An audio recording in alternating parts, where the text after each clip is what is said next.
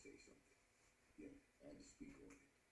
The nation has exploded by a very sensational statement from a person who is claiming to be the chairman of the Black Panther Party for self-defense.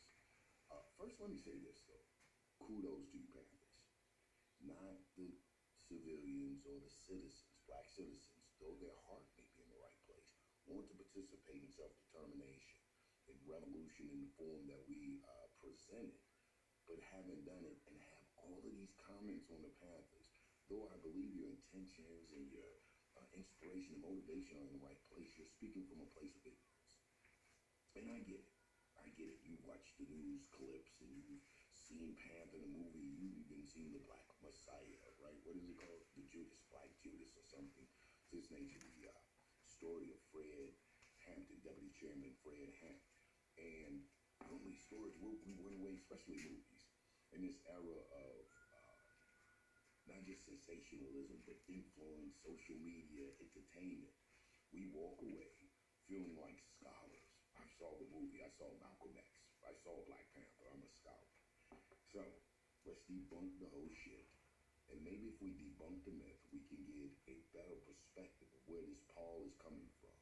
And if actually what he's saying is wrong and how it ties into being an agitator, possibly being an agitator, provocateur, one who is trying to stir and exacerbate the tension that already exists between parties that have contingency, us and the oppressive, imperialist, capitalist, black power, capitalist America, right? So we got the things. So let's talk about Paul. Let's talk about the Black Panther.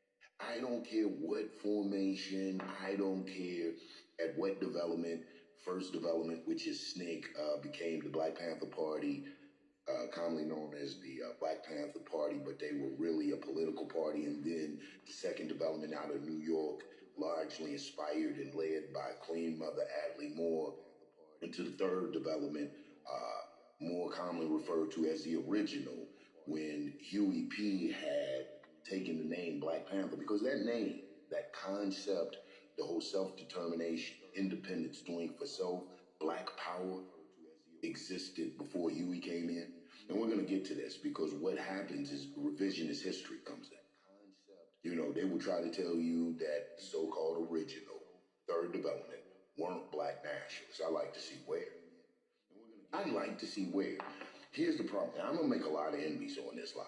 I know I make a lot of enemies because I have to be transparent. I have to be straight up. I have a profound respect for you. Profound respect. His tenacity, his courage, his vision, his political brilliance. The man was politically brilliant. However, as a revolutionary, I am given that right to critique respectfully, because this isn't about maintain a historical society or elevating a person to sainthood. You know, Huey P. Newton, like Huey didn't do anything wrong, or just like his understanding of ideology or his methodology, his application of the ideology, understand, was 100%. And I am one of those who don't believe it was 100%. I lean a little more towards the East Coast. I make no bones about that. You know, okay, so let's break it down. Huey, Dr. Newton, and Bobby Seals, first thing let's understand, appropriated. Now, I'm not even going to say appropriated. The Panther went through an evolution. The Panthers went through an evolution. The first evolution started with Stokely Carmichael, who was the president of SNCC, Student Coordination for Nonviolence, right? So during SNCC, been working very closely with Dr. King, pushing for civil rights during this whole thing. And I don't know if the ancestors had given Stokely, Kwame Ture, epiphany, a revelation, and he realized this integration, the so-called civil rights and all of the black power, boss, the civil rights wasn't going to work. It wasn't effective.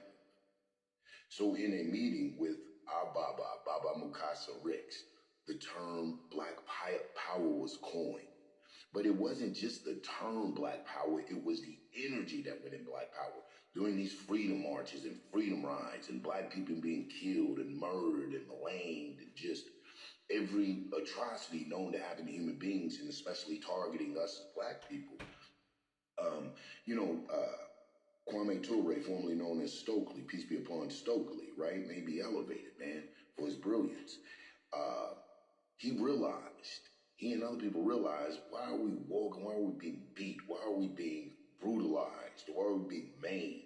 For what? Human rights. See, the civil rights tricked us into some shit. It tricked us into thinking we were fighting for civil rights when they were human rights. You are guaranteed to life, sustenance, shelter, clothing. These are the basic essentials of life. And this is what the Panthers realized, even during Stokely and Carmichael, when they were the Democratic Party, the Lowndes County Democratic Party for Freedom, known as the Black Panthers. They're signing that Fannie Lou Hammond, Stokely Carmichael. It's there. First development of the Black Panthers. Huey did not start the Black Panthers. Please. I think once we understand this, we're able to begin to put things in a perspective. There again, I have a profound respect for Dr. Newton. However, I don't idolize him to the point of infallibility, that he was incapable of making political mistakes or especially being in that time, not having, I don't want to say foresight, but not having what we have. We're living in the time after. Huey P. has tried his ideology and methodology, and we benefit from seeing the effects of it.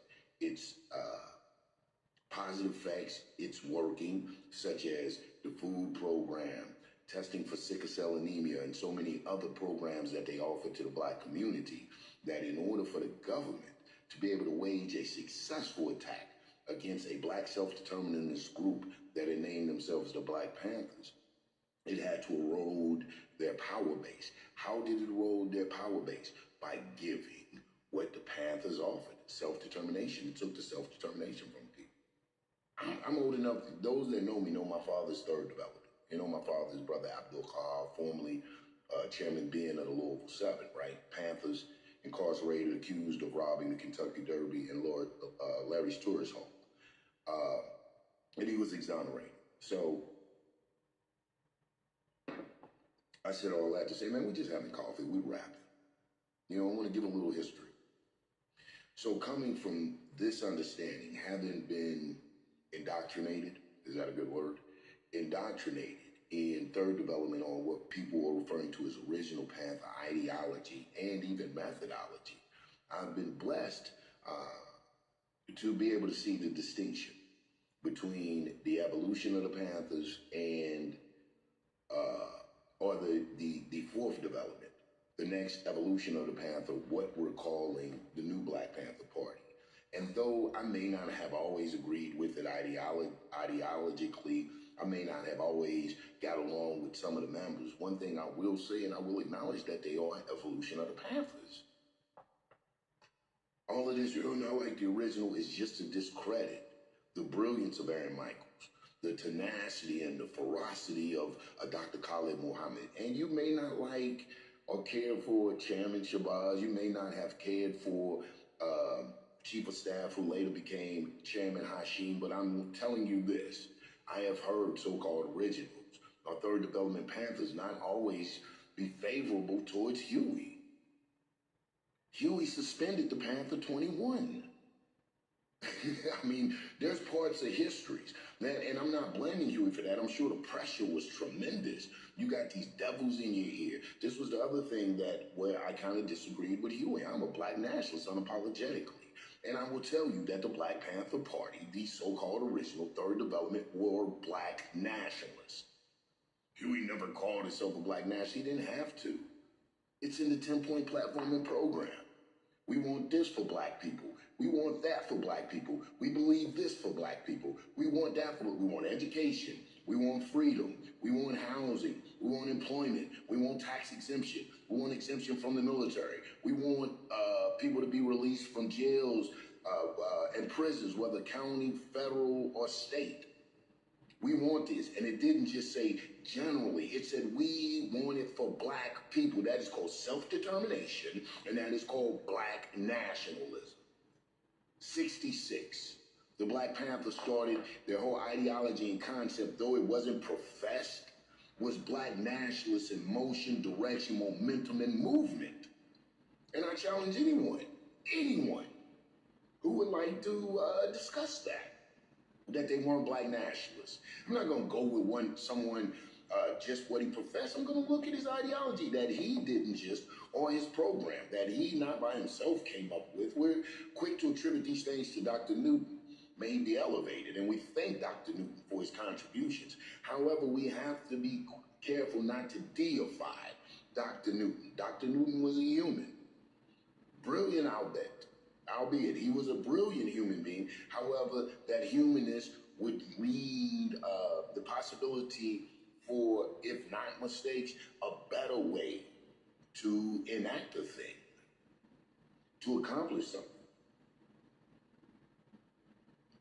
This is where we're at with it. So the Black Panther Party, in its inception, from the very beginning, from Kwame Ture, Stokely, Carmichael, from the Lowndes County Freedom Party, affectionately known as the Black Panther Party, they were black nationalists. They were black nationalists, black political that push that's primary concern was politics. They were discussing not just exclusion, but segregation in politics. And then when the Democratic Party tried to appease, tried to offer Fannie Lou Hammond, may she be elevated, a token to integrate. Hey, don't have that Lowndes County Democratic Freedom Party, don't have a black aspect of it. So they wanted to offer her a token seat at their table. And Fannie Lou, being a black nationalist, said if black people can't, if this party can't be involved, I won't sit there, and turned it down from them devils. She didn't want a seat at the table just to be sitting there to be mammy. Ain't your mama? Pour the syrup on the pancakes, Fannie. She wanted an active participating part. So we see that first development of the Black Panthers. We see that black nationalism rearing its head in the political arena, that she is fighting for black people to have a voice in politics. And like I said, when Kwame Ture saw the obstacles, the intentional hindrances for self-determination politically for black people, he understood that this integration was a farce. He understood that civil rights, why are we marching for the right to live? Why are we begging people not to kill us? So it took a different turn. And this wasn't anything new. This was a page out of Robert Williams' book, Deacon for Defense. The president of the NAACP. Oh, y'all thought the NAACP was soft. You don't know about the Deacons of Defense. Robert Williams, who had to flee to China. You want to talk about nationalism. You want to talk about revolution. You want to talk about internationalism. Let's go to that, Brother Birdsong. You keep throwing Huey up. The other thing is, after starting off nationalism, we look at 1968, Huey started to flirt with and embrace aspects of socialism. Them communists got this ear. And I'm not saying that that is necessarily bad. I'm not a communist, but I am an Nkrumahist. I'm an African socialist. So socialism is African communalism, politicized, right? It's not just cultural communalism. Socialism is African communal, or African socialism is socialism politicized, or African communalism politicized, as espoused and expounded by Dr. Kwame Nkrumah, another brilliant black man. When we talk about embracing internationalism, I love where Dr. Newton was going, because every national struggle, every nationalist struggle, every people in their locale fighting for self-determination, fighting for self-sufficiency, in order to really give this some backing or some teeth, must look into making this struggle an international struggle, affiliating or aligning themselves with revolutionaries internationally. I get that. And that's covered in our nationalism, in our black nationalism. The international version of black nationalism is revolutionary Pan-Africanism. Am I saying we don't deal with white folks? I'm saying you have to be careful. To say that, then I would be hypocritical, and I would be going against a group of Africans, internationally that are fighting for the United States of Africa, touching on that Pan-Africanism in me, and that's Burkina Faso, Mali, and Niger.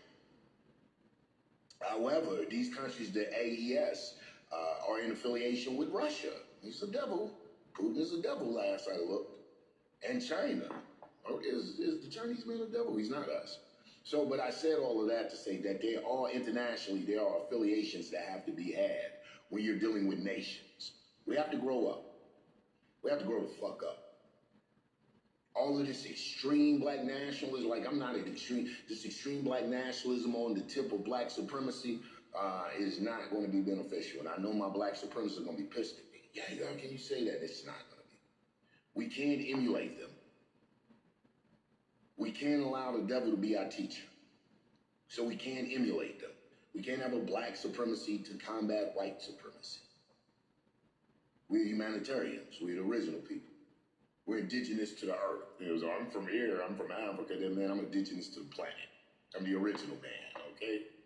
That should square all that. So I'm fighting with anyone that's fighting for self-determination and self-sufficiency. If you're melanated, if you're black. So, all of this, revolutionaries know that there are no borders on the planet. That all of these are colonialist concepts for totalitarian, authoritative power. Borders, I'm from here, you're from there. There's no borders. It's freedom, it's liberation, and it's oppression. And the imperialist capitalist regime pushes oppression to suppress the people and to feed not just their supremacist ideology and supremacist ego, but to economically sustain them and to ensure and guarantee that they retain and maintain power. That's what, so we don't want that. We don't want a black supremacy. What we want is self-determination. We want to be self-sufficient and independent. And here's the reality of that. People have people have made you their food source, not just, edibly, but economically, psychologically, socially, culturally, everything. These people have put us in a position that will ensure their structure, the integrity of their structure, the strength of it. So we go back, at least I digress, man. I'm on this coffee, I'm all over it. If you're catching it, you're grabbing it, you're grabbing it. So Huey, 1968, begins to flirt with this communist, this socialist idea. And I get it. I've talked to my father about it, who particularly wasn't cool with it. He's a staunch black nationalist. And I was like, well, what was the move? And he said economics. In his opinion, of course. He said economics. The white communists have begun to fund the Black Panther Party. The socialists have begun to come in and fund the Black Panther Party. And with funding comes influence, it comes interjection. People feel like since they have given you, they have the right to say something about the direction you're going in. And we find Huey all of a sudden embracing this internationalism. And, this is my opinion, of course, like sending troops to Vietnam. Sensational. The hell we sending troops to Vietnam for? Sensational. However, I wasn't in that time. I know that it was the momentum, that was the climate, that what was going on, the Vietnam War. And like I said, you had the socialist revolution kicking off. Cuba, Algiers, in Africa, they were fighting socialist revolution. So socialism was the ideology of the day, to say the very least.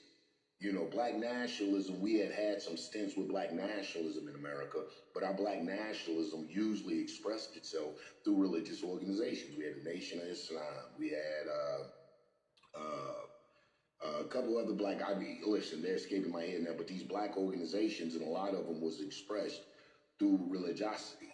There were not a lot of political black nationalist organizations. We had Black Integration, the NAACP. We had Pan-Africanist organizations, the Universal Negro Improvement Association, but not large. We had the Black Patriots Society, Black Nationalist Patriot Party by Carlos Cook. We had a lot of these, but there wasn't a lot known. But one of the most renowned were the Black Panthers that come out.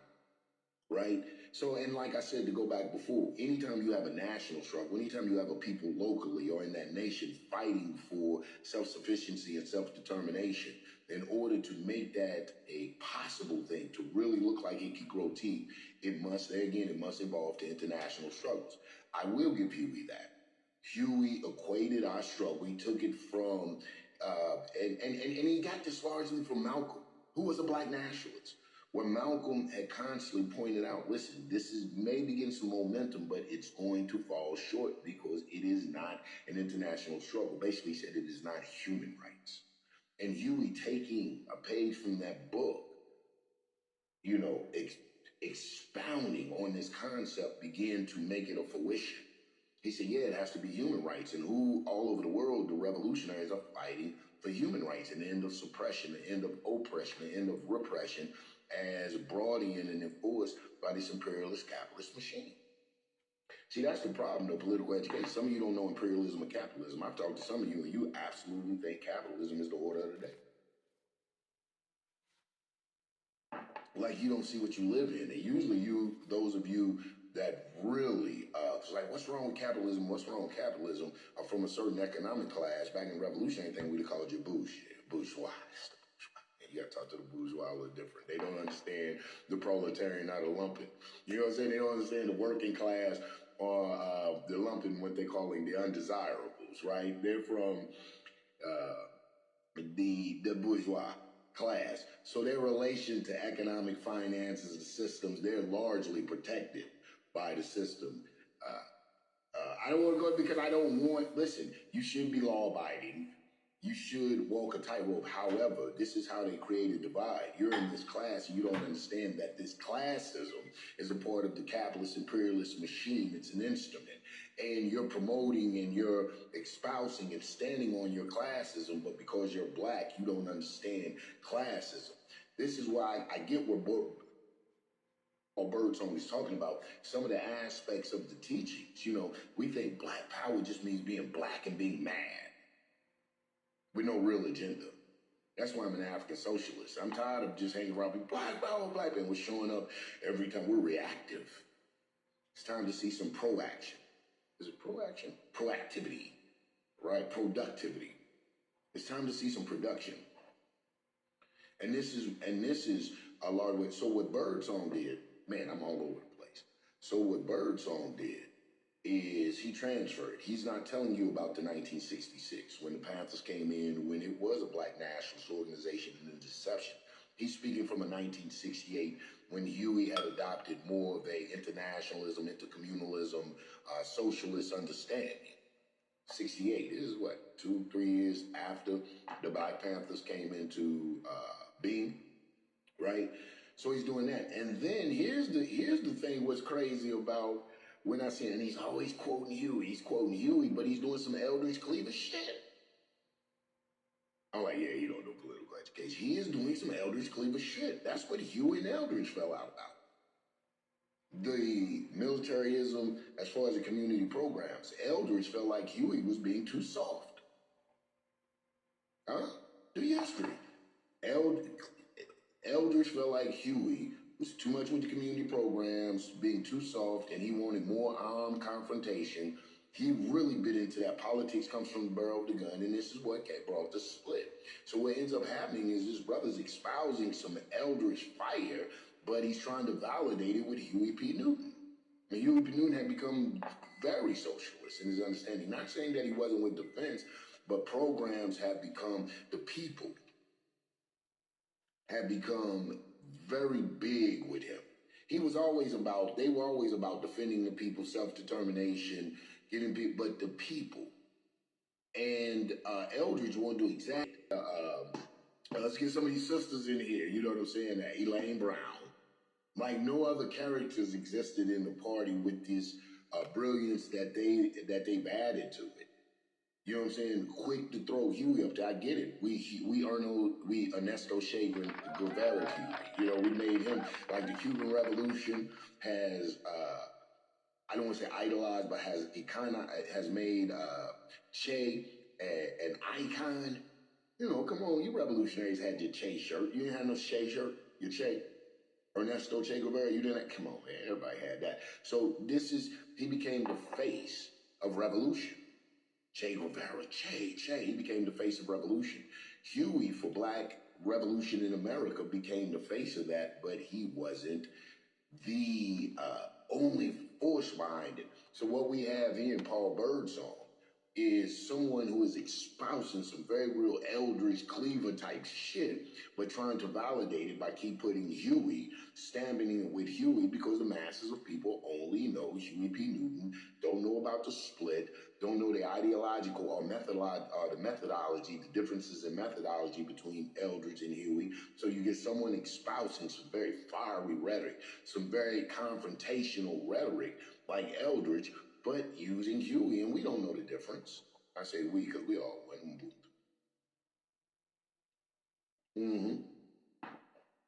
So it's easy for people to get misled.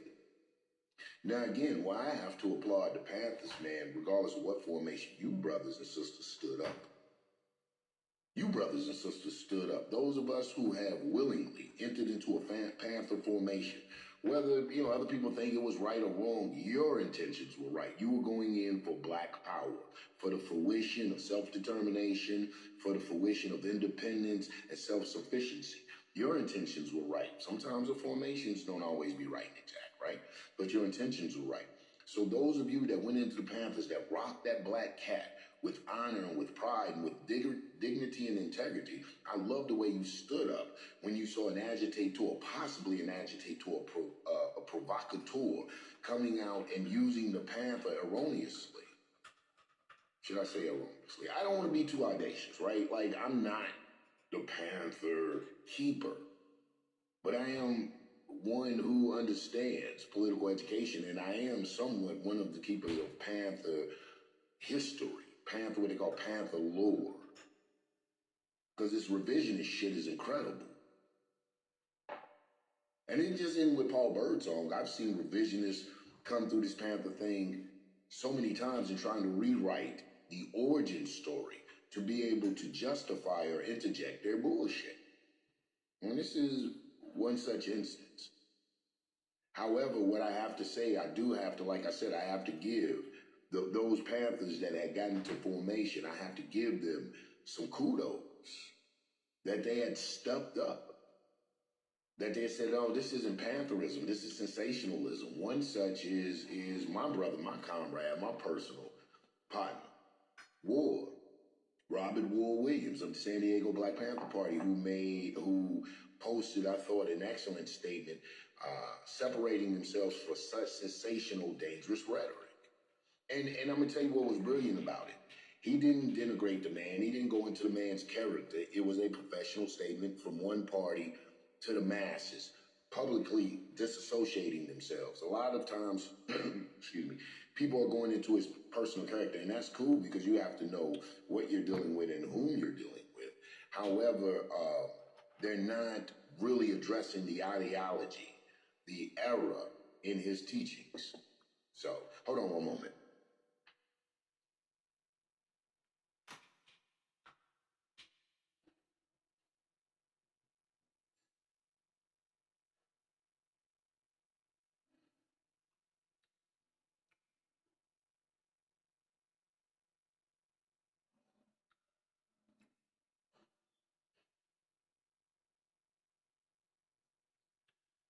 Okay, appreciate you. So at this point, like I said, I'm going to end it because I don't want to be redundant. What I did want to do is give kudos to the Panthers who are standing up. Like I said, regardless of what formation, regardless of how we embrace the evolution, because I'm gonna do another live. I don't want this to be all extra long because what's happening is like, how do you say it? Because I was a new Black Panther. Right? I didn't always agree with, you've heard me say this, the ideology of the new Black Panther, but I do understand it is the fourth development. I don't take away the validation of Aaron Michaels. I don't take away the substantiability or sustaining or validating or even further validating the new Black Panther Party under the spokesmanship and leadership of Dr. Khalid Abdul Muhammad, Rahimahullah Ta'ala. May God elevate him and have mercy upon him. Nor despite how people may feel about leaderships, I don't take away from the leadership that I served under. Chairman Malik Zulu Shabazz, Chief of Staff at that particular time, Hashim Nzinga, some of the field marshals. I'm not going to call out a lot of names, but I'm so honored to have served under these men. Win, lose, or draw, like or dislike, I am honored to have had that experience. And what I do appreciate out of each and every one of these men, though we may disagree in the methodology a lot of times, was their sincerity and their love for promoting, pushing the Panther. And the evolution of the Panther is what you saw in the new Black Panther Party. No disrespect to Huey P. Newton, but that embracing socialism and multiculturalism and intercommunalism as it applies to taking on the world struggle. See what I'm saying? We're not in enough power to take on the world struggle. I get what Birdsong is saying, and it sounds good. It really is going to draw support. But black people don't have enough oomph to be taking on the world struggle. So I get the internationalism, I get the terminologies, and you can throw out the words, but is that applicable to this day and time? And I don't think it is. And I honestly, and this is my opinion, of course, Mr. Birdsong, and I don't think that you really did the research as far as our relationship to some of these communities that you're going to bat for. I understand batting imperialism. I understand batting capitalism. I understand fascism. And if ICE doesn't represent fascist forces, I don't know what fascist forces are. I never thought I'd see brown shirts like Hitler had the brown shirts before the Gestapo and before the SS. Those people that would go out and terrorize the community. This is what ICE is. ICE is the brown shirts, the terrorists before the police and the troops, right? So, look, a page from Hitler's book. World War going against European allies and stuff. Trump is taking a page from Hitler's book. Any of you that know history have seen this or have read about this before.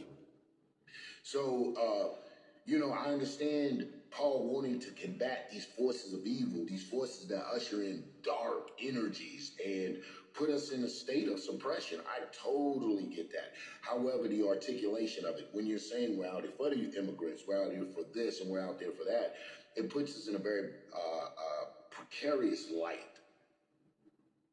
It puts us in a very precarious light. So we have to be careful what we affiliate ourselves with. Yes, had I been Birdsong, I'd probably been like, fascism has to end. Imperialism has to end. Exploitive capitalism has to end. Now out there I'm, battling for immigrants, or I'm just battling ICE. You understand? Our struggle must be paramount. It must be foremost. And I'm going to say to brother, I got to say, Birdsong, had you done the research, you would have known the relation between our community and their community. You would have even known the political portrayal. You would have even known the political portrayal, that you would have known that a lot of these people that you're defending now, like I've heard comments say, voted for Trump behind black women's back. Because black women really tried to carry Kamala. Yes, they did. Brothers was like, I ain't even getting in this election. And it says, brothers, I know I'm digressing. Because she's married to a white man, and black men didn't see themselves anywhere in the political structure, scheme, or direction. That's right. I know black women come and parading this white man, how about she's a black woman, they want all these black men to go vote for her. Right. Our sisters already be talking about us, how dumb we'd have been then. They said, well, now you got Trump. I think a lot of brothers said, I prefer to fight than to suffer at the hands of a woman who is letting us know that a black man is not even worthy to stand by her side. And you sisters were mad at us. Shame on you. Shame, shame, shame. You wanted us to trade our integrity, our dignity, our person for what? For somebody calling themselves a black woman or was an AKA could get into office, and there were no real political agendas, political incentives, economic, socially, the psychologically shit, where you're getting therapy for black people who suffer from PTSD. There was nothing to specifically address us as a people. In fact, I thought that the Democratic Party handled that very insultingly. They brought a lot of entertainers as if you didn't have political knowledge, that you had to be entertaining, Meg the Stallion and this and that you wanted to clap. They wanted you to sing your way to the polls. We shall overcome. or maybe not that way. Put me through there. Put me through there. They wanted to entertain you to the polls. Nothing for yourself. So I get it. This climate is crazy for black people. And here you have, and the Black Panther has always been this symbol of resistance and liberation for black people. And the fact that it doesn't, if anything that came from this, what I would like to see is a Panther Reformation. I would like to see a Panther collective come together from the various formations. I mean, we got to grow the fuck up. We got to grow the fuck up from the various formations. And when we come together as a collective, some sort of a system, when we have people like that popping up, we can all come together and squash that. Right.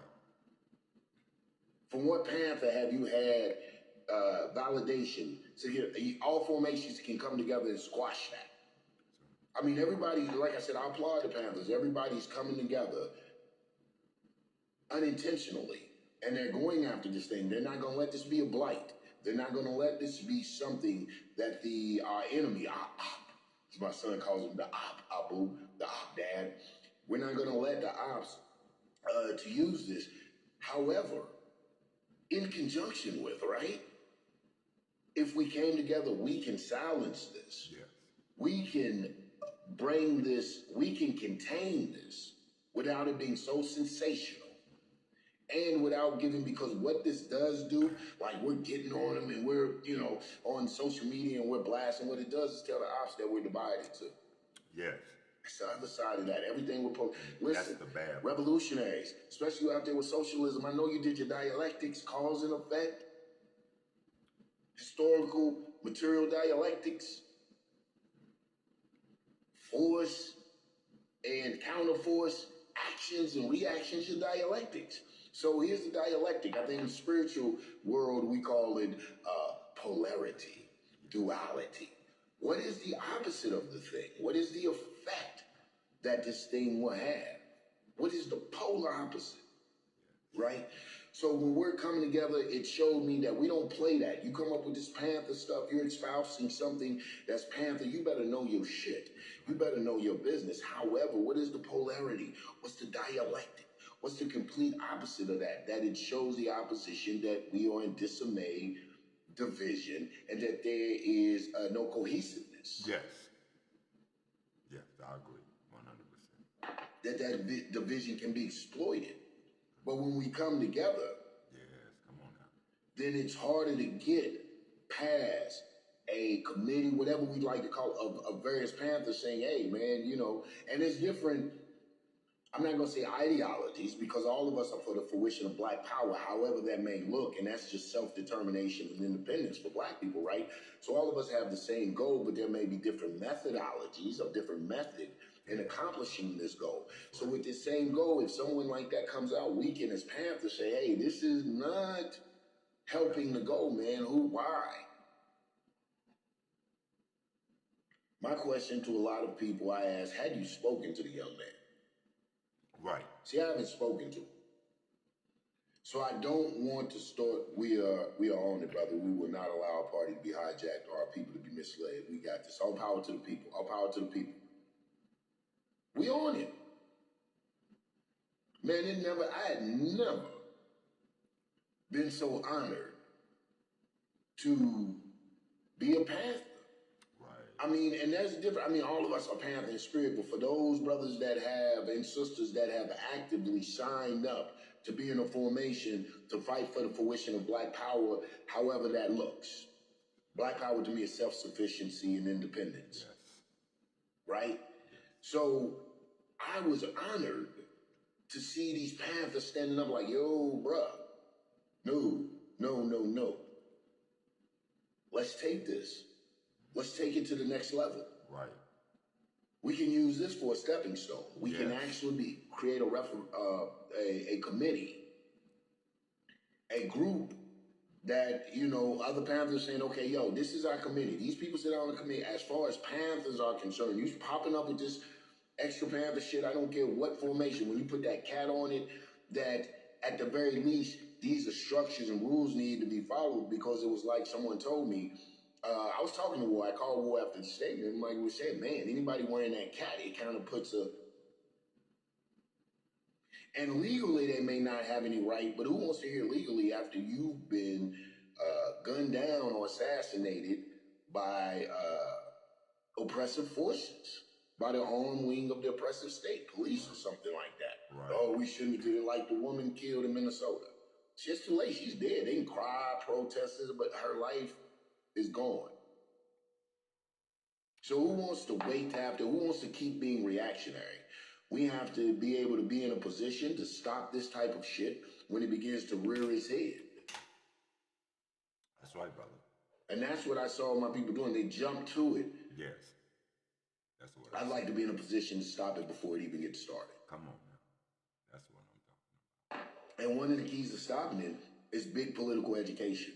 Yes, that's right. But we're not. Now, that is one of my, I've never seen so many ignorant ass people trying to address this man. I saw one commentator talking about, he calls himself Black Panther for defense.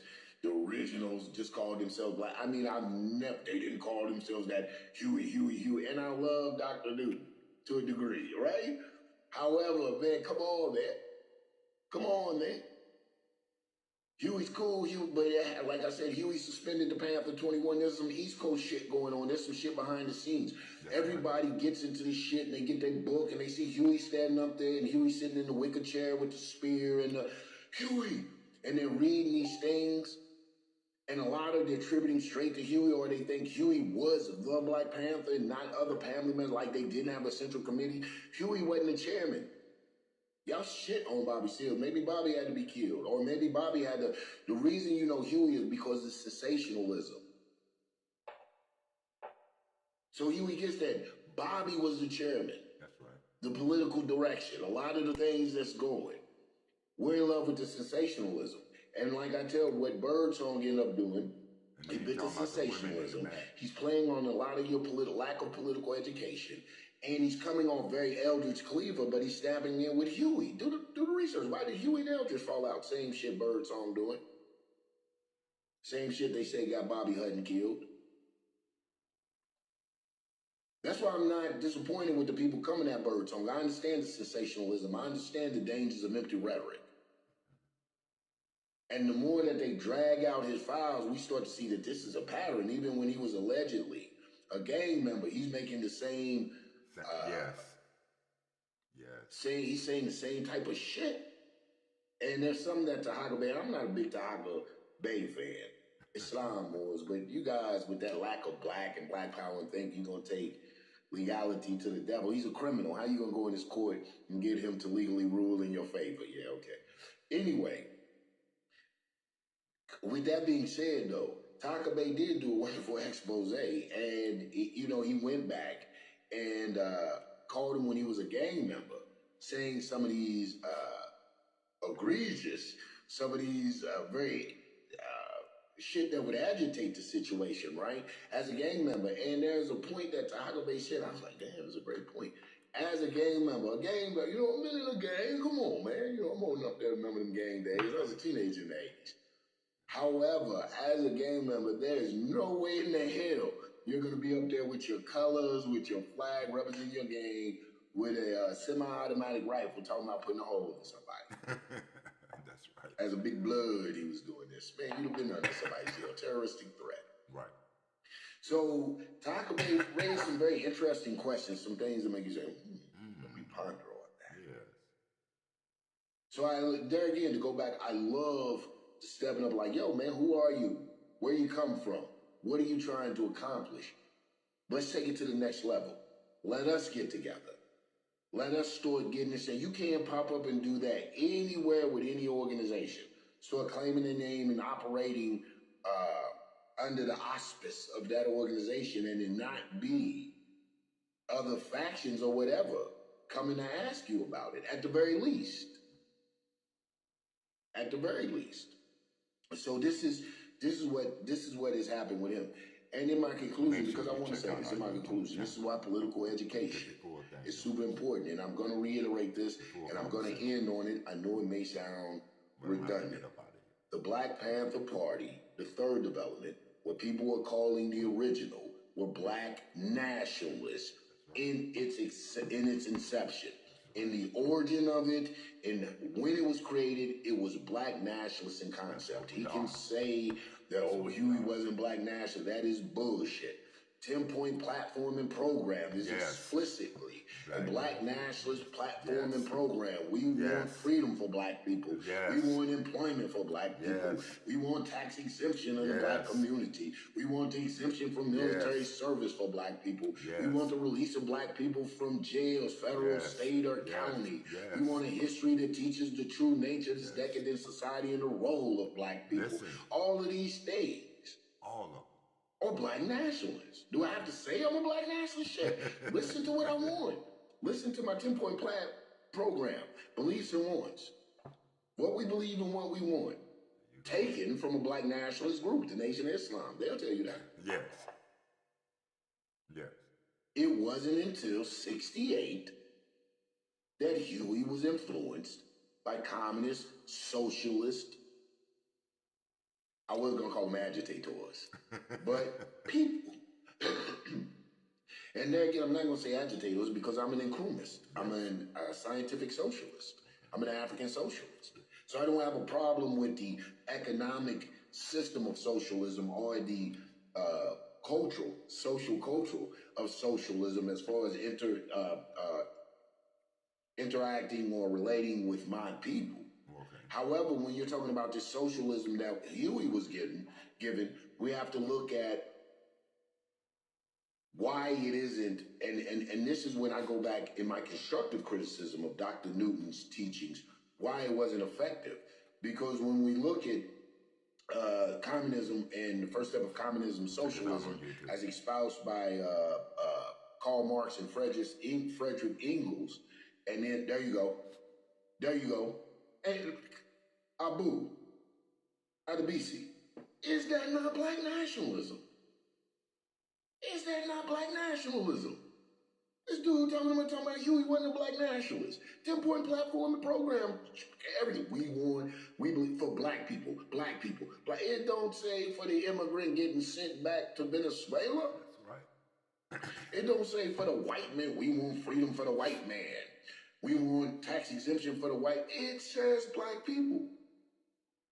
That was the first treat. That was it. And I said I wasn't even going to speak on this. But being a black nationalist, I said I'd be damned if you start trying to revise history to some cats that don't know. Let me tell you. And I said, and anybody want to debate it, man, let's set up the debate.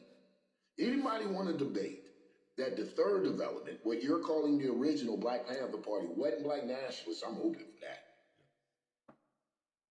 I'm open for that. It wasn't until 68 we're still black now that these devils got in his ear with communism and socialism that you begin to see that change. His swinging over ideology change. You start to see the internationalism, intercommunalism, which to a degree is a good part. We evolved that. Yeah. This is why I like the new Black Panther Party in its inception. Maybe not every member that joins it, this and that, but in being the fourth development, I think there's a thing there. I think that black nationalism had to be prioritized again. I love God for the likes of a Dr. Khalid Abdul Muhammad, who brought back in not just the integrity, but the honor of being black and the ferocity of being black and the unapologetic energy of being black. I love that. I love that Hashim took him to meet Aaron and War and Biggie and Syke and everybody, and he saw that with his ferocity and a manifestation in physical form of the Black Panthers. Yes, our dear brother Michaels. I don't care how the fuck you feel about him. Historically, he has cemented his place. Yes. I don't give a fuck how you feel about Dr. Khalid Abdul Muhammad, or about Dr. Malik Zulu Shabazz, or about Chief of Staff Hashim. I don't give a fuck. Excuse my language. We're talking historical context here. Get your personal out of it. Yes. And historically, they have cemented their place. The new Black Panther Party is the fourth development. You get these cats out there, we ain't like them, we're going back to the original, and don't know shit about the third development. You're saying that because you don't want to acknowledge the evolution of black nationalism, revolutionary black nationalism, revolutionary Pan-Africanism, which is the evolution of intercommunalism. I remember that. I remember that I did BC. I remember that conversation. And look, here's the tragedy of it, black man. We're still talking about it. Yes. We still have the people that won't embrace it. We're calling him sensational. We're calling Paul Birdsong sensational, and we don't realize how sensational we are. Nobody was into a Black Panther. Were we really into? I'm not gonna say anyone. That is so generalizing. But there were a lot of people making comments now about Birdsong that weren't into any Black Panther, weren't into the fruition of Black Power in any of its shapes, forms, or fashions. And then they're just as sensational as he is. As soon as he makes a comment, everybody got these fucking comments. Just as sensational. Not doing that just and here's how I know they're just as sensational. Because the comments are just as ignorant. The originals didn't do this, the originals didn't do that. That's an escape for you guys. Yes. Yeah, it's sad, brother. That's an escape for you guys. You don't know about the original, so-called original, the third development. If you're still, to me, my ears, I'm going to be honest. I told you I'm going to get a lot of flack maybe for this lie. This is why I got out of, this is why you hadn't seen me do political commentary. Right. Because it's disgusting. Yes. You try to do it without stepping on toes, but it's almost impossible at times because the ignorance is insane. And not just the ignorance being insane, the audacity that accompanies the ignorance. Like, people are audacious enough to actually speak on dumb shit they don't know. So I go back to, when you're calling them original Panthers to me, I have cock anyway. Yes. Because I don't look at them as the originals. I know you're setting up something to try to compare the evolution of the Panthers and slip some bullshit in there on me. And I am an original, so-called original scholar. You know who my father is? I didn't like sign him. I want to know all about the so-called third development or the so-called original. No, I was forced to sit. I was forced to sit through some of that shit. So if I was forced to sit through it, do you think I'm going to allow you Negroes to run around saying anything? No, I got to be vocal. You're going to feel my pain. I had to sit through it, so you're going to hear it. No, I'm just teasing. So I go back to say so the new Black Panther Party, regardless how people feel about it, remember, is the fourth development. It's legitimized. It's legitimized. I love having, we call them OPs affectionately, OPs, original Panthers, right? Third development Panthers, saying, hey man, you're on it. I'm an this OP, and that. I I'm love original. that. However, even with that, I need them to know that this is evolution. Yes. This is not a history club. That's this right. is not a fan club. I'm not over there. I get OPs get mad. You arrogant and you cock your shit the same way you were when you was in It's this about shit. evolving. I'm not gonna sit here and listen the same way you didn't listen to Dr. King. You didn't listen to Jose Williams. You didn't listen to Abernathy. You didn't listen to all those people tell you when you became a Black Panther. Why should I listen to you brothers and sisters whom had no, I should listen, but I'm saying I don't have to take it as a gospel. It is advice. Right. You're my advisor, my mentor. You're not the commander anymore. And to try to hold us to those times, you're not like the original. Absolutely not, because they are not like the original devils that you were fighting. They waged the war against you. And I'm not saying they won the war, but they won the battle. So why would we keep doing the same? They won that battle. What made the third development strong in the Black community was the sustenance. Food, clothes, shelter when they could provide it, medical attention. When the government came in and gave you food stamps, free cheese, Section 8, Medicare, it eroded. Yes. It took away. Yes. The very pillar that made the Panthers super substantial in the Black community. That's right. So why would we still, this is what you do, the feeding program, that's cool. I'm not saying don't do the feeding program, but you gotta step your fucking game up. They got food stamps. Come on. Yes, feed. But if that's your pillar, that's not. You the Red Cross. Yeah. If that's your pillar, you the Red Cross.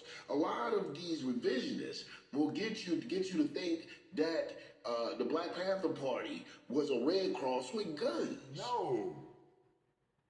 Was community service with guns. That's what a lot of them would have you thinking. No, it's not true. Hey, You should feed the people and hold your rifle while you feed the people. Not understanding that the Black Panther Party was what? A political defense party. The defense came later. They didn't even start out with the guns. We cannot afford to get caught up in nostalgia, nor can we afford to lose identification with our people. Absolutely. And this is a lot of what we're happening here. A lot of people getting caught up in the nostalgia with no real political education. And political education isn't something to have so you can sit there and you can look very studious and speak all of these, speak this political jargon.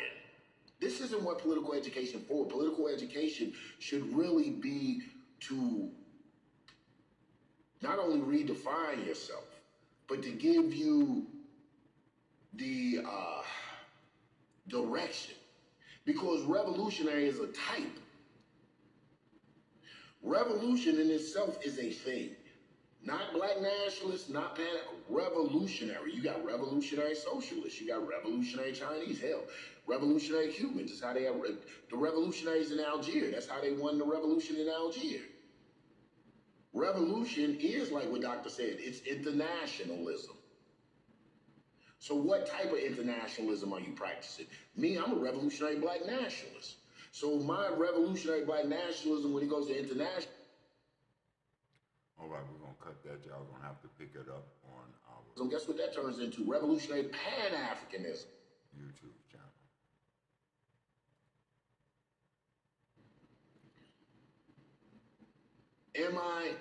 Do I empathize with oppressed people? All powers to oppress people. Not just the people, all powers to oppress people. You've heard me say that. That's my slogan. What? All powers to oppress people, African power to enact people, and black power? You know that's my thing. So all powers to oppress people, regardless of ethnicity, color, gender, or religion. Oppression is wrong.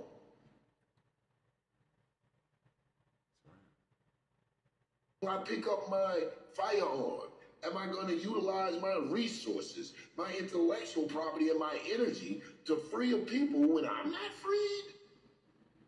See, we'll meet in the middle. If you fighting that devil I'm fighting that devil this way, and we get there, and I see you, you say, hey, devil, not a devil, we fighting devil too. Okay, you go that way, go that way. We ain't got to join for it. Keep fighting the devil. Because what happens to black people, and this is what we don't want to acknowledge. I know we like to think that we're lofty. We've started to, and we rightly so, we're becoming awoke. So we know we're God manifest, God and goddesses manifest. We know we're the originators of the planet Earth, pyramid create, just all of these wonderful, magnificent, spectacular things that we've contributed. We know that, but I don't think we believe it. Say, I don't know what I believe, what I know. That's right. They're going to make you change your mind. They'll hit you hard enough, you'll think you know something else. But when you believe something, even if your mouth professes, I don't believe that anymore, your heart still maintains that. So a lot of us believe in neocolonialism. Right? We have to be able to examine the social and political conditions of our day in order to accurately and mercilessly assess ourselves. Absolutely. Absolutely. Absolutely, I believe.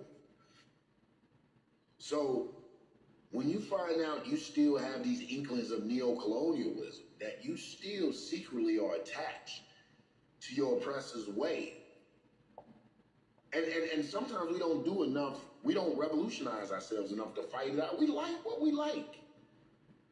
We've been into neocolonialism so much. When I say socialism, I don't want to give all my shit away. I don't want to. I'm like, where you stop listening to pick up, read a book. Yes. The reading rainbow.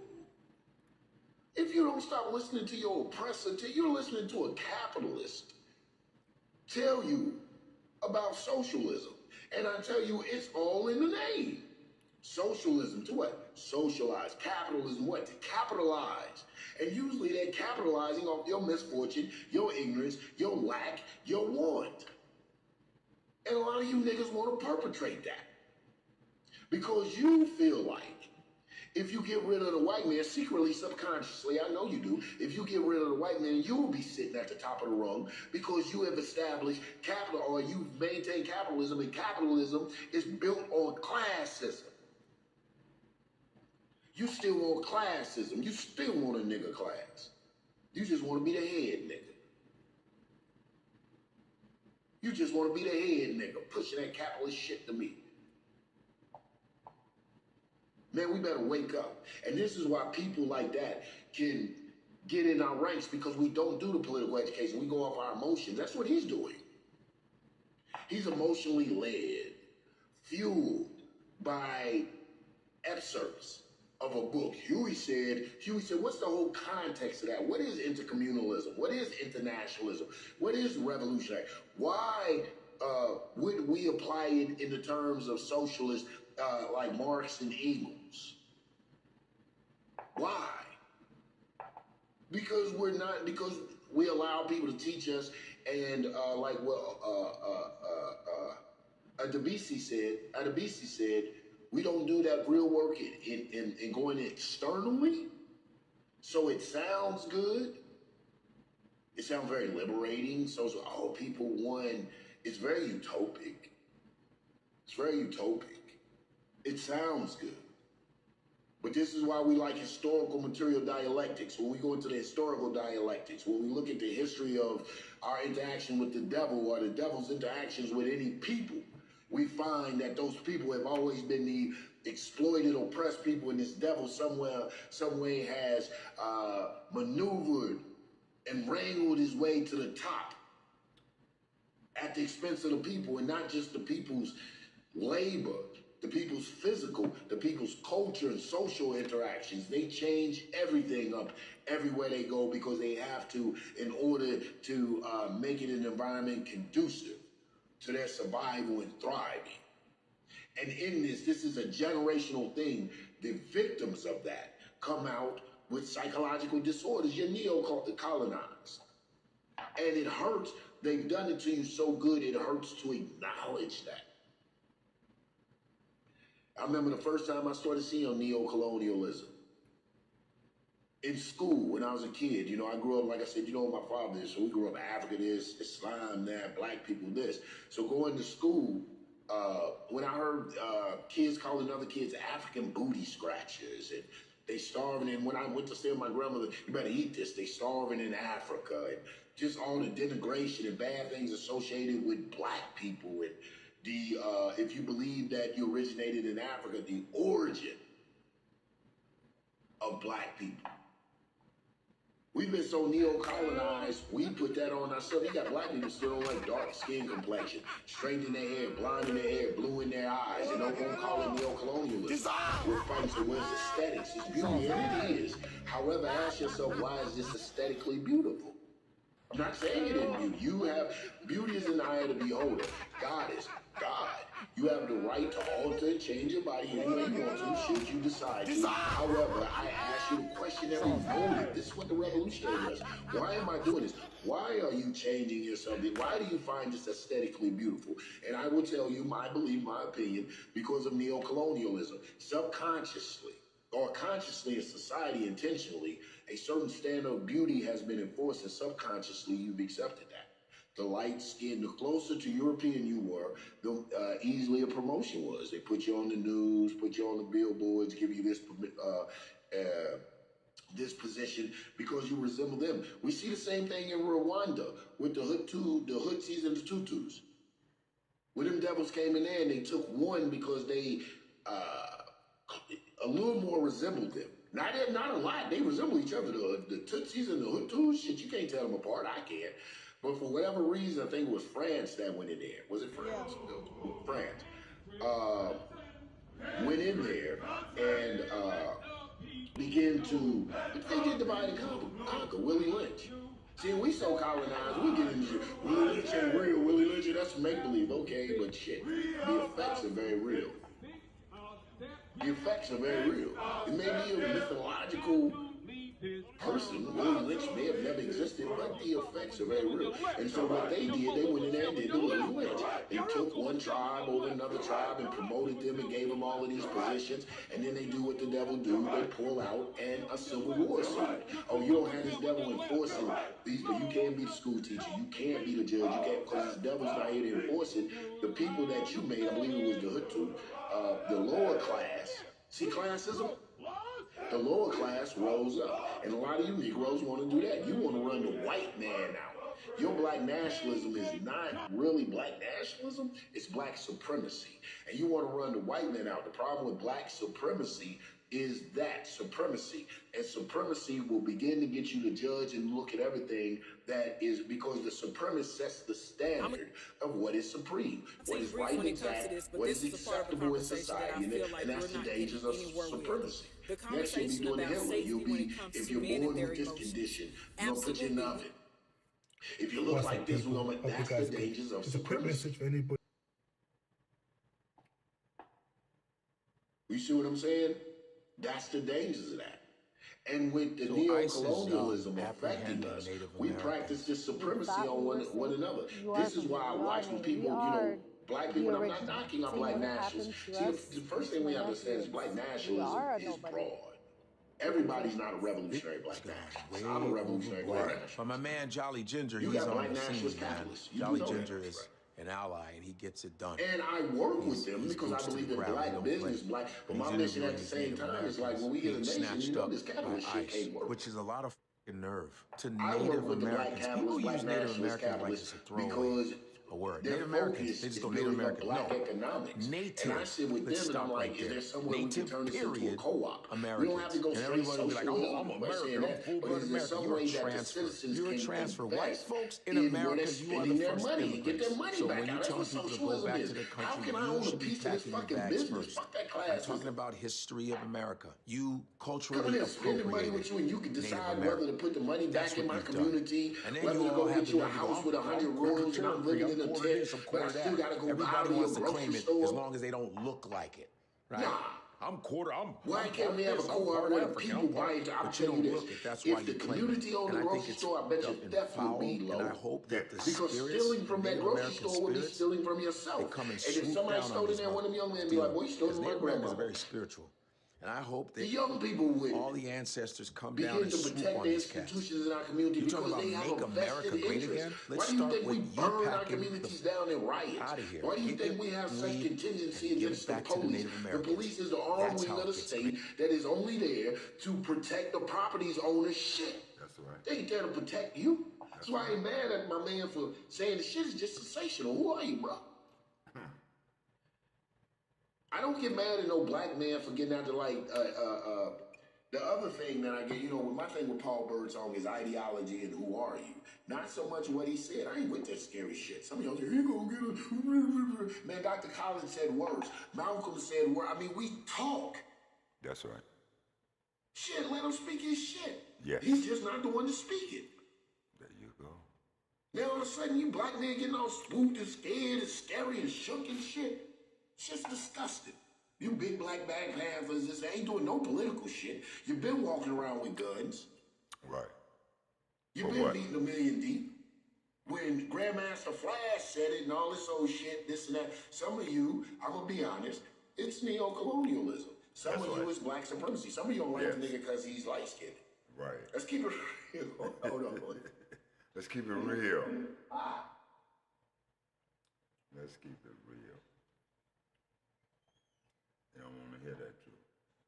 Hey, listen, I'm going to end this now. I want to thank y'all for joining me. And I'll try to put on all of it the rest. He will be back with more if you give him a second. Let us see if we can get the rest of this. Oh, man, I tickled myself, man. Here you come. I tickled myself. I appreciate y'all hanging out with me. I'm going to do one more cup of coffee. We just hanging out.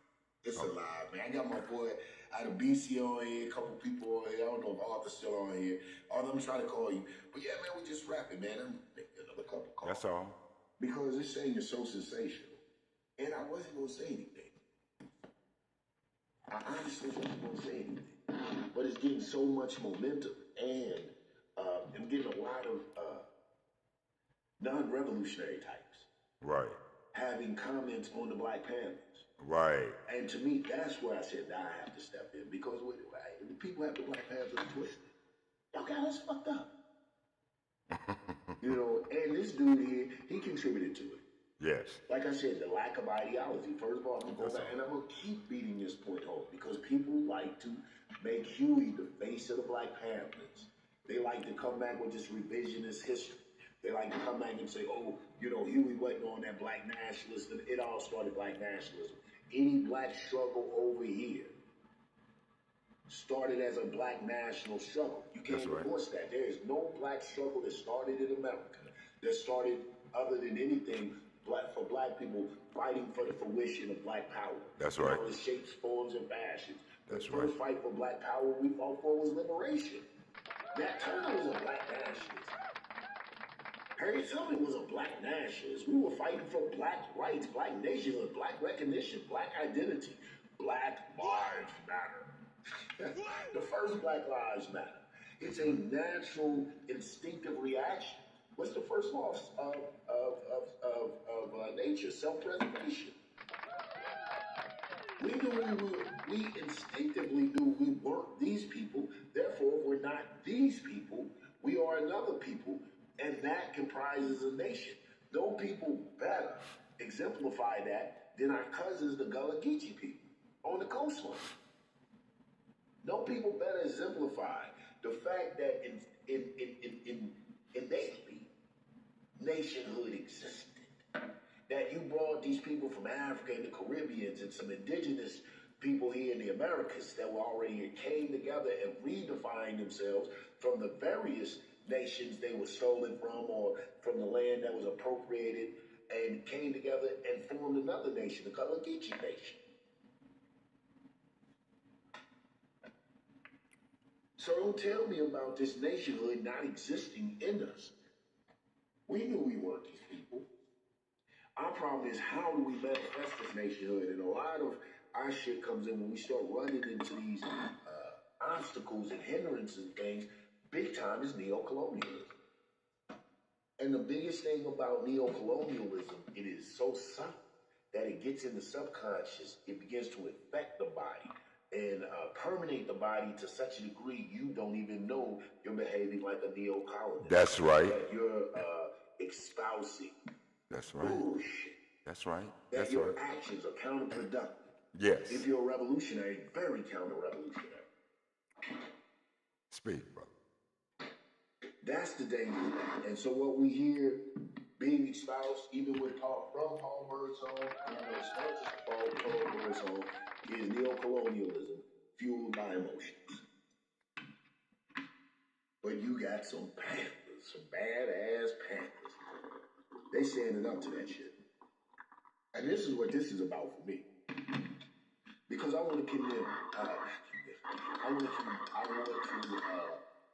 compliment them. Commend. Those old revolutions like our coffee.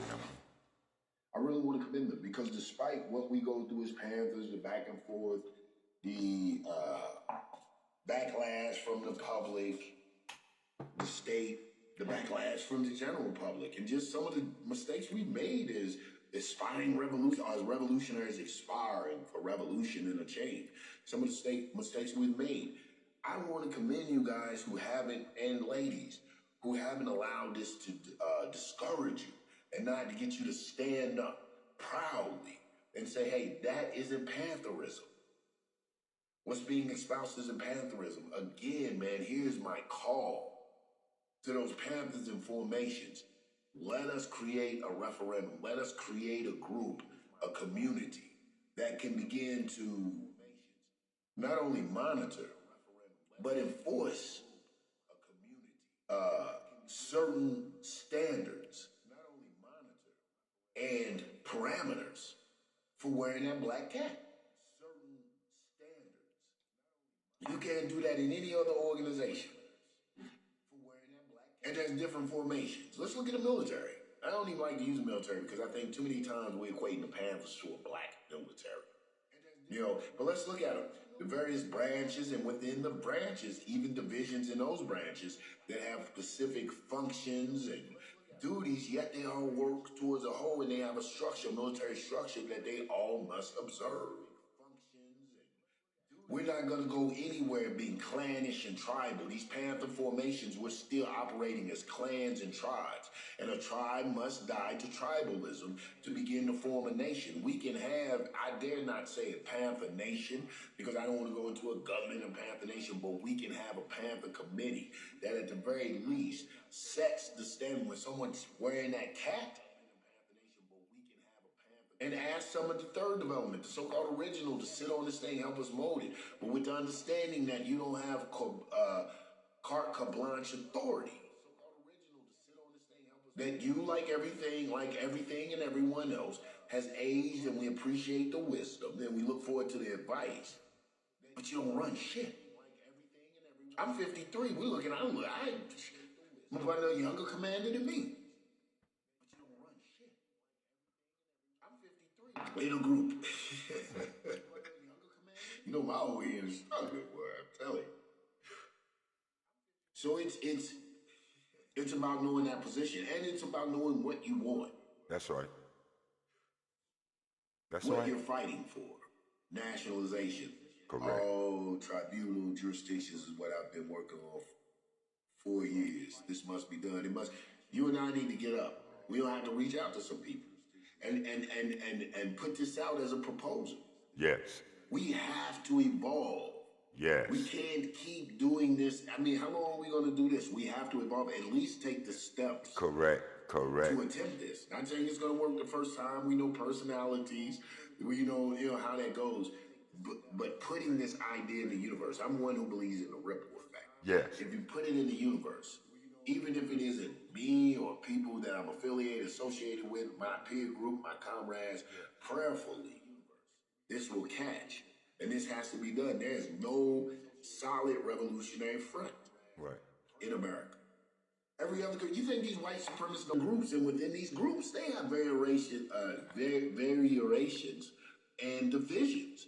But these divisions, not division like divided, but divisions as in sex, work for the common good of white supremacy. That's right. That's right.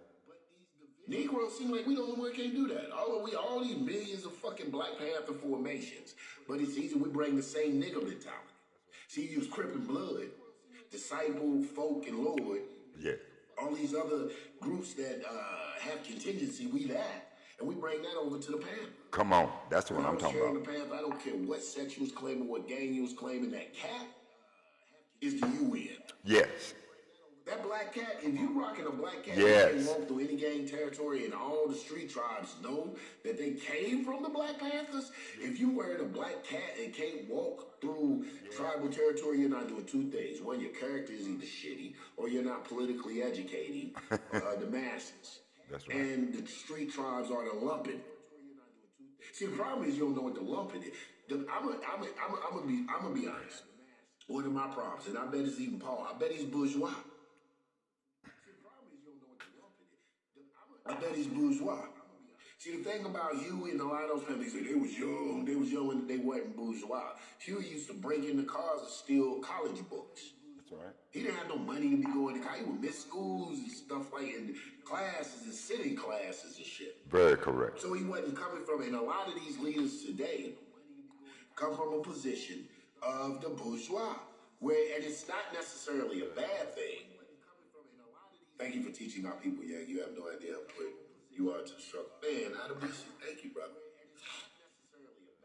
And it's not necessarily a bad thing to be in that position. It's when you're willfully ignorant. It's when you have a association, a disconnect from the lumpen or the proletarian, from the working class, or what Karl Marx, when he talks about the lumpen, calls the undesirable, those below the working class, the hustler, the prostitute, or whatever. Right? The bourgeois they've been influenced by the colonizer, so they already have a disdain for your class. Yes. The bourgeois they've been influenced. They have to come to the table. We cannot get this accomplished alone. Our Black Liberation Organization must come to the table as we did in Mississippi at the signing of the Declaration. That I am, signing a declaration that I am the architect of. This must be expanded to all Black liberation leaders and organizations. You need to invite. You need to get at me, man. I know we did talk a while ago, but we need to wrap it up. I like that. Because this needs to happen. Yes. If this ASAP. doesn't happen, we'll keep getting the Paul Bird zone. ASAP. We'll keep getting the agitators and the provocateurs. And not only does this stir up the state and put a target on our back from the state, it shows the state and the right? Our disunity and our division. And it keeps us further scattered. Correct. Because it seems like the only time, I mean, there's been so much shit going on. They bombed Nigerians. Listen, I know we're not into internationalism. They bombed Nigerians. The AES is split from the Sahel Coalition, Sahel Security Forces. So they got their own shit going on. Mali, Niger, Burkina Faso. These three countries got their own shit going on. This could be the beginning of the United States of Africa. This dude, Ibrahim Toure, is walking in the footsteps of Kwame Nkrumah, my personal hero, and Toure, Smari Toure. Definitely be in touch, bro, right? So we're on the potential of this. We don't talk about that. We don't, a lot of things going on. Let some Negro come up with a gun talking about putting a hole in the ICE agent's chest, and it didn't drew everyone to the thing. The sensationalism is incredible. So let's take this and let's use this momentum. Let's utilize the momentum. Let us Panther formations begin to put the foolish differences down. If they're foolish differences, then those with ideological likeness, similarities, let us begin to work together. And what is this ideological similarity? Self-determination, self-sufficiency, freedom. What does freedom look like, Brother Yanga? Freedom is being free from any intentional, deliberate obstruction that would hinder you from natural elevation. Isn't this what the colonizer is doing? Putting intentional hindrances and obstructions to stop you from naturally elevating? This is what we say. We want freedom. My freedom may look different for yours, but one thing we can agree on is we're not allowed to pursue freedom of interest by intentional hindrances. Yes. So we all agree on this. These formations, though the methodologies may be different, should come together and say, how can we begin to create something? Yes. That combines us all. Someone slips out and uses this black cat That connects us all. Misrepresents it. How can we create something that you got to sit before? I know it's audacious as shit, but you got to sit before a committee. Yes. Never let a crisis go to waste. You got to form a committee. You got to sit before a committee. Because like I'm telling you, not only is it dangerous what he said, it is almost as equally dangerous as the ignorant rhetoric in response to him. It's revisionist. I've never seen so many ignorant people speaking on the Panthers. I was like, shit. I've never seen so many ignorant people speaking on the Panthers. Y'all wrong. I agree with you, bro. Y'all done me worked up. I agree with you. Y'all done worked your boy up. Like I said, I really wasn't going to speak on it, but it's getting so crazy, and I have to speak on it for the Panthers, for those of us that are Panthers, because we understand why we embrace the Panthers. We understand how Panther is going into Pantherism. This is the thing.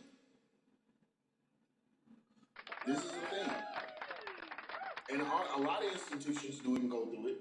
It isn't necessarily a bad thing that our methodologies may begin to differ. Therefore, we begin to create different formations. It isn't necessarily a bad thing. What bad comes from it is when because the methodologies have differed, when we begin to pit ourselves against other organizations, and especially those calling themselves Panthers.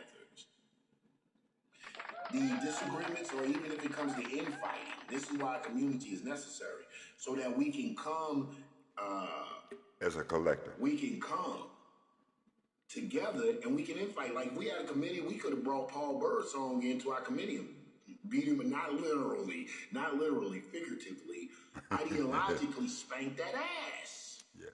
without the world knowing that the Panthers are in disarray and all Yes. these civilians who've Yes. never been in a Panther formation having comments. Now we have to go back not only to correct this person and get out there and put out to the world that this is an ignorant, sensational comment. It's full of empty rhetoric because he's made those comments before and they've never been backed by ICE still snatching people, police still brutalizing in the very cities that he's made these inflammatory comments in. We have nothing to do with that. He don't even have a black eye. That is not. You know what I'm saying? We don't see police. Listen, my heart We're first not a went part out of that. Before the exposés. I was like, man, I wonder if this cat knows the repression he's gonna bring down on himself. Now I'm beginning, and I don't call anyone an agent. I think I'm from that era where you throw that word around lightly. But we do have a word we say when it's like the Jews that we say aren't the Jews. We say ish. Ish. Jew, Ish. It's the same thing with agent. I would never put out there as an agent. It hadn't been certified to me yet. But ish. Very agent-ish. Yes. Blackish. Very agent-ish. And with a committee, we have been able to extract that.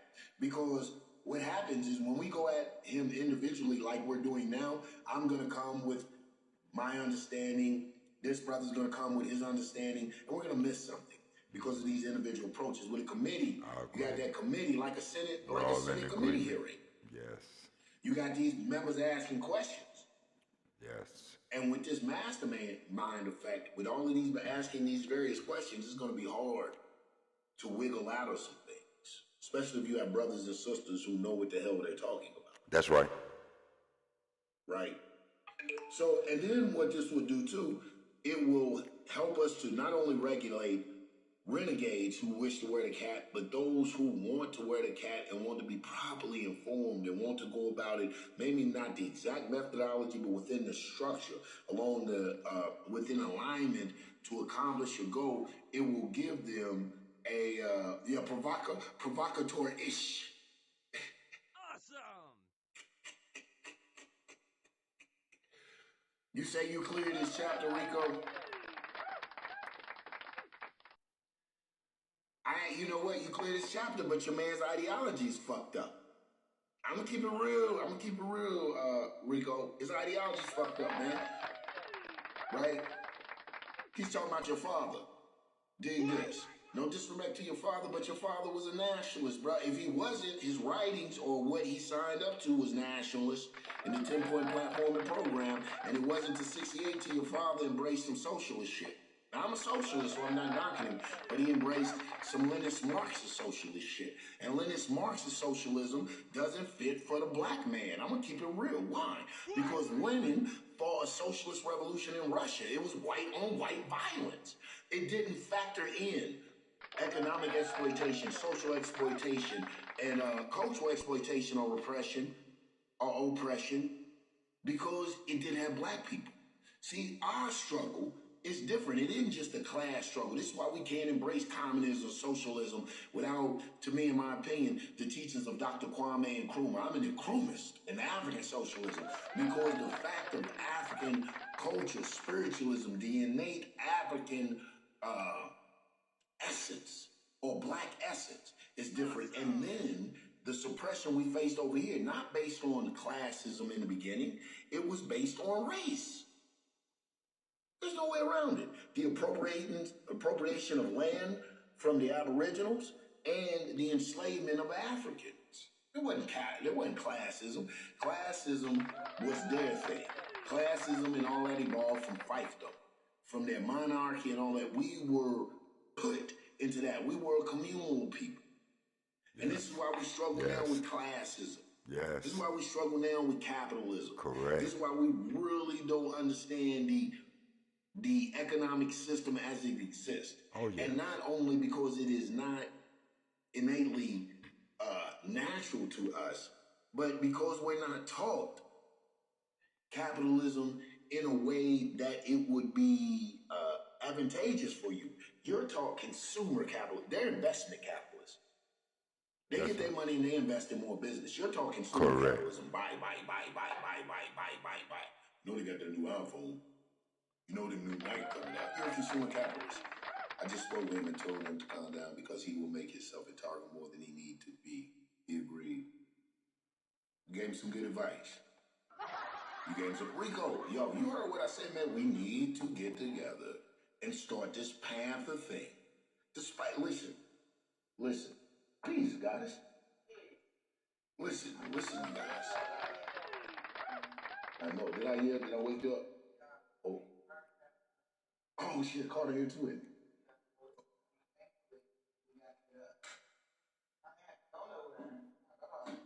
Oh, okay. You guys talking to my sister. I listen. I'm loud, excited. I've woken the whole house up. IDBC said Yang we examined Rico years ago, and he's a fraud too. He claims to be Dr. Huey P. Newton's son.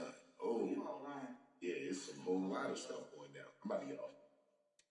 There's a whole lot of stuff going down I ain't know about. But listen, my family done woke up. Everybody's moving.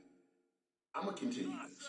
I'm gonna start doing lives more. I'm gonna start doing more political commentary on my Facebook.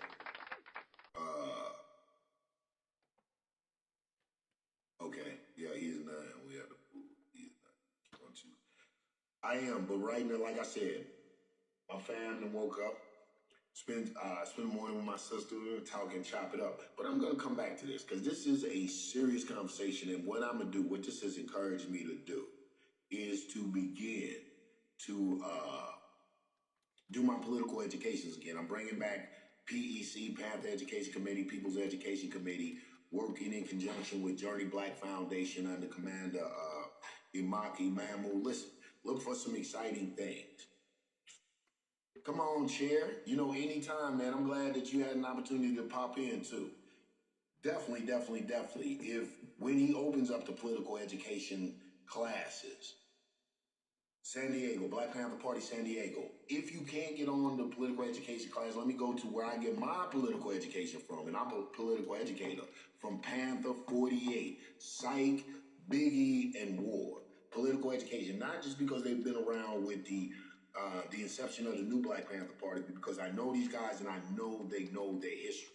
Sometimes it's not going to be polite. It's not even going to be comfortable what you hear, but it's always going to be real. You understand what I'm trying to tell you? So with that, man, I'm going to catch y'all next time. Who knows? I may even come back a little later today, but I leave you with this. All powers to oppressed people. African power to the African people. And Black power. All right, y'all heard that right here on the live. I want to thank y'all for joining in on us. I want to thank you for being a part. My name is Elijah X. In case you don't know, you know I am a Black Panther. There's no ifs, ands, or buts about that. Y'all been knowing that for a while now. That has not changed. I'm going to stay. I've been a Panther since the 60s. So I'm not looking for anything to really change in my life. I can't. I'm a nationalist. I'm a Black nationalist. I've always been a Black nationalist, and I shall always be a Black nationalist. So, for the love of my people, I'll leave y'all with this thought. Let us unite and be one, and let us put down the things that hinder us so we can move forward. And I'm going to be bringing my brother back. I'm going to bring him on TikTok. We're going to do some good shows, some good teachings. I'm also going to bring him on my YouTube and my other platforms. So I just want to say peace and one love to y'all. I thank y'all for joining me, and y'all have a very, very beautiful